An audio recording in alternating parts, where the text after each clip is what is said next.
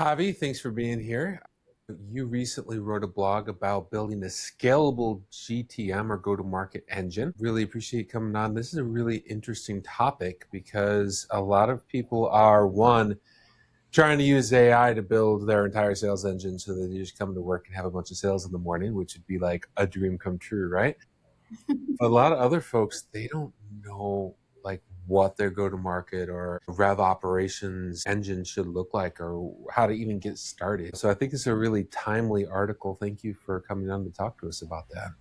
Yeah, Isaac, it is a very important topic for a company because at the end we want sales, right? And Oh, yeah. this is why we're here for to talk about how to build an engine that will translate to sales eventually. Yeah, so a lot of folks, when they talk about the GTM engine, they're talking about AI agents and bots that are mining for data and out there just automatically with no human interaction drumming up sales. I'd love to talk to Jeb Blount about that because he often talked about what happens when salespeople let go of the process and try to let it run itself. I don't think you're talking about that necessarily, but you're more talking about the whole process and strategy around using marketing and networking and events and your founder authority and the sales team working together to generate consistent sales and sales opportunities for a business. Is that right? Yeah, this article is more like the story how to build a framework to work after the founder decides to start a company. It's more like, okay, it is a common path when you need the founder to start doing sales connection, try to reach other founders or other people. So it's The very founder common. heroics. Yeah, it's very common to see that. And for us also it's very common to find founders that are trying to build their network so they can start, selling their services to people that they already know. Why? Because they need authority, they need trust, they need someone to trust them. And if you're a new company and they don't know you, probably you won't get sales very quickly or at Yeah. probably the first 6 months. And that's actually the time frame we have for just to see your investment, a return on investment basically. And founders are doing that strategy, but what comes after that? What Yeah. happens when you already touch all of your network? What happened when you already talk to anyone you know and you don't convert that to sell? Yeah, we had this same thing where we made our initial sales out of my network. And then I would slowly attempt to expand my network and we would get some sales from that. But it was it was feast or famine. And what we hadn't learned was one, my own personal brand, how to take my authority and my expertise in a subject or a set of subjects and use that to fuel interest in the business. So once we learned to do that, things really changed because one, we started operationalizing things. When people came to us and said, hey, build this one-off thing, and then we would have to go and staff up for weird projects. Or can you do this? Yeah, we can. Or even worse, I would go and say, I could do anything for anybody. Like, give me money, I'll give you software. We would close those because I put in the work and I could become convincing, not because we had a system designed for selling,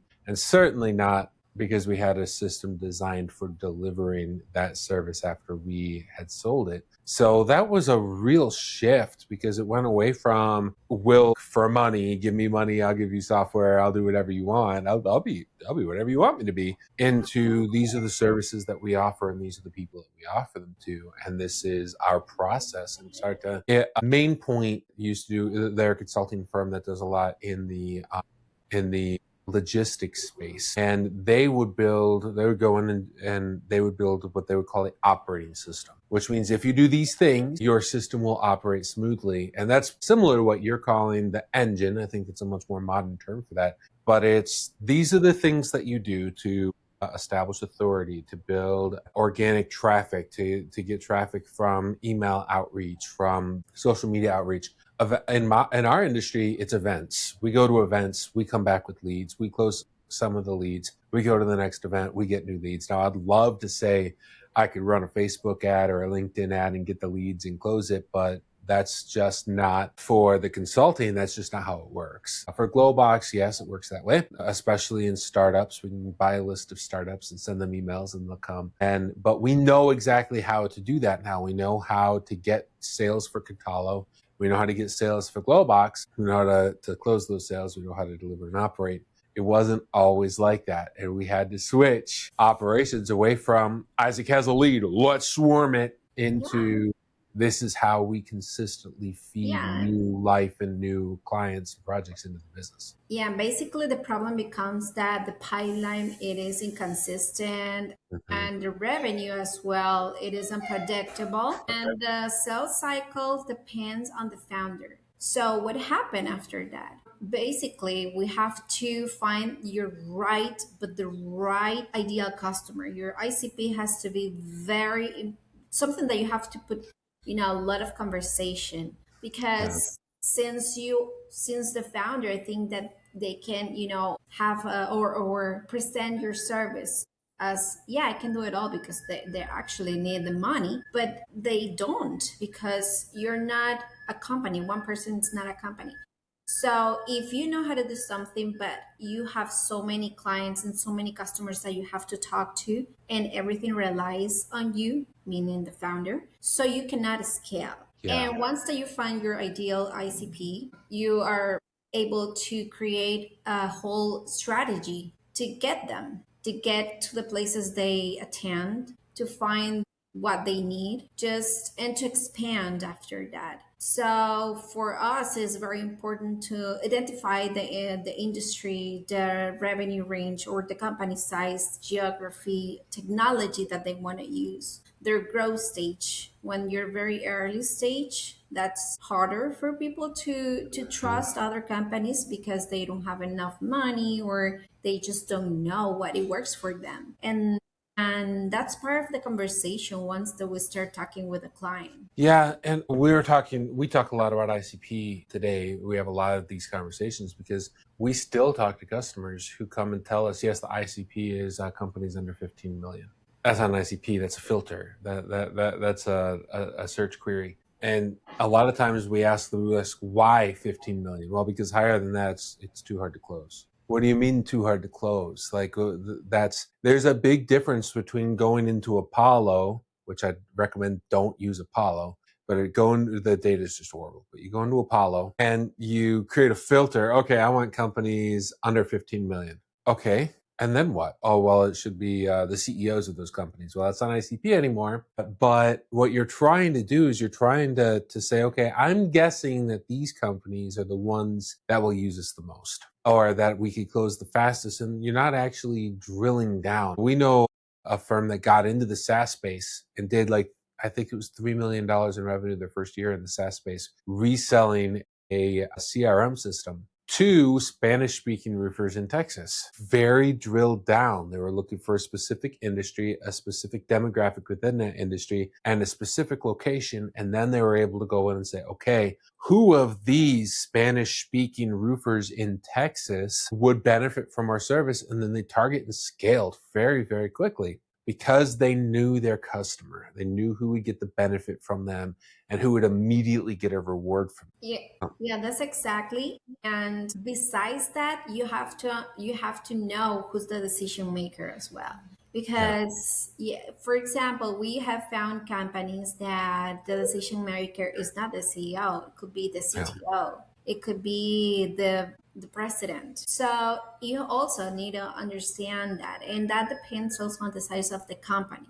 Yep. I had an email. I had somebody came to me and asked me to check out an email that they had written for their outbound, and they're like, "Hey, this is the email I wrote. I spent a lot of time on this. I look at it. I'm like, all right, we help. First thing they said is we help churches, colleges, and Christian schools. Okay. And then service one, if you're a church, we could do this. If you're a school, we could do this. If you're a college, we could do this. Why are you sending the same email to 3 different ICPs and offering 3 different services in one email? That's not right. And in fact, A church has multiple different roles inside of it. If you're providing security services, the facility administrator, the senior pastor, and the care minister all have very different views on this. The children's pastor sees security completely different than the senior pastor does. So get a list of children's pastors and write a message that's compelling to them, and then reach out to one ICP,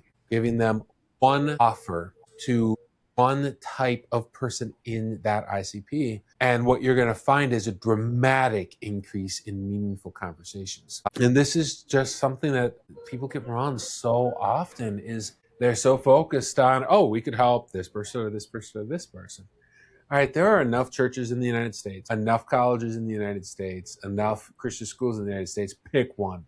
Just pick one, develop the market, develop the network, and then move on to the next one. Yeah, it's funny because I think that your example is basically what is wrong with the positioning and messaging, because Yeah. it has to have a strategy, and it has to have these elements, which is the core formula, the core formula is the problem statement, the solution, and the differentiation. That means that what is the problem that you're solving? What is your pain point? How do you solve it? And then why you're different from the rest. You don't Yeah, have it's like what we do with our software.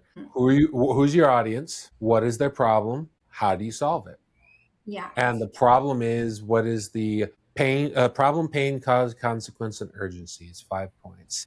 And And each interaction should have a purpose. You don't yeah, you don't just send emails. You have to have a vision for it. You have to explain the service, or you have to have a goal to reach them. It's not only just talk to them. and there's an art to to writing a good email that actually converts, and Yeah. there's an almost an art to doing bad ones. And we talk a lot about bad emails because there's just so many of them out there. Yeah. And it's funny because you see a bad email. Hold on. Oh, we have to. So I was saying, and it's funny that you see a lot of emails, and for example, I can read bunch of spam emails, and I will think, oh, this is the right way to write emails, and it's not. Yeah.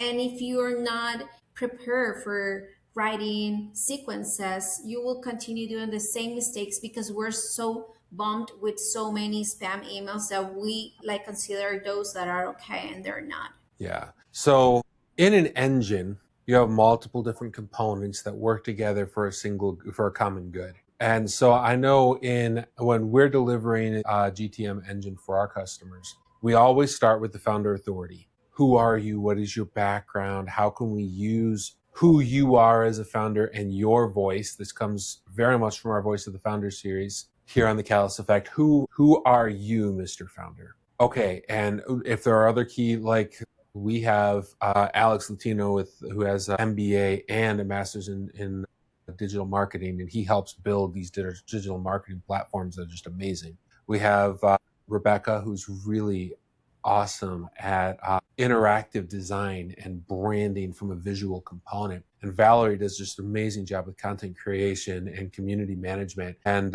Juan Diego is just so good at engaging with customers and building an operating like a strategy around account management. And you know how to take a concept, a thought, and turn it into a sales operating system. So for me, it's not just the founder heroics anymore. It's not just the founder authority. We have a team of people that are exceptional at building go-to-market strategies and revenue operation strategies. So we always start with authority. Who are you? Who is your team? Why are you so good at what you're doing? And then we take that and we create the social cascade and the social outreach. And if we have to create accounts, we can do that, or we can obviously be better to tune the ones that are already there. But if we're starting from scratch, we're starting from scratch. Then we move into what do email campaigns look like? What kind of social media campaigns should we do? Are we doing SEO campaigns? And if we are, where are we getting the content from that from? And everything comes together with the goal of reaching a potential customer, showing them in a convincing way that you can provide a service to them, demonstrating your authority in that service, and then guiding them into the next step in the sales process. And that's really what an engine is it's the entire operating system around generating new business and expanding revenue from business that you already. Yeah, that's right. That's what we do. And after that, after we found out what is the client, I'm sorry, after we talk to the client and we see what they are, who they're targeting, we need to build something for them. And what Yeah. we deliver, it becomes like this infrastructure or these layers that we need to take into consideration. For example, after we know who they're targeting, we need to build the authority. Sometimes they're good at that, but sometimes they don't. We need to Yeah. see that. We need to create trust. Then we have to work on the positioning and the messaging. We have to clarify the value what they're offering to their clients. Sometimes they're good and sometimes they're not. And later, find the right ICP. Yeah. It means that if we have everything working under the same goal, that's the best way to do it. We just cannot sit one day and think about, how to build authority. And then the other day, without clear goal, talking about infrastructure, for example. What kind of Yeah. CRMs do I want to work with? What How do kind we of handle the email outbound? Or how are we yeah, setting up our sequences? And yeah. we have to have this conversation prior Yeah. starting a strategy. If not, it's going to look like Frankenstein. And it happens so often because there's no moment to talk about it and to have this conversation where the client can let us know, hey, I'm not sure if I want to do that. I want to follow that path. I'm more like, trying to look like not the best, but I can say that the easiest service to get. Like Yeah. for example, What ends up happening is, your ICP is so easy once you start looking at who actually receives the best benefit from your service. So I did this. I was like, hey, it's easier to sell to people that make under 30 million in revenue. Okay, where are they at? Well, they're at small business conventions. Okay, well, let's go talk to them. And then they ask me, hey, what kind of business do you work with? Oh, well, we work with large companies, huge corporations from 500 million in revenue into 5 billion in revenue, and they really benefit. The bigger you are, the more benefit you get from our service. Why do you want to work with me? Oh, because I think it'd be easier to sell to you. Like, that's not a convincing argument. Going to somebody that does not meet my core demographic of the people who reach the best benefit from my service and trying to convince them that we're selling to them because it's easier than selling to the person that reaches the best, that's not a converting argument.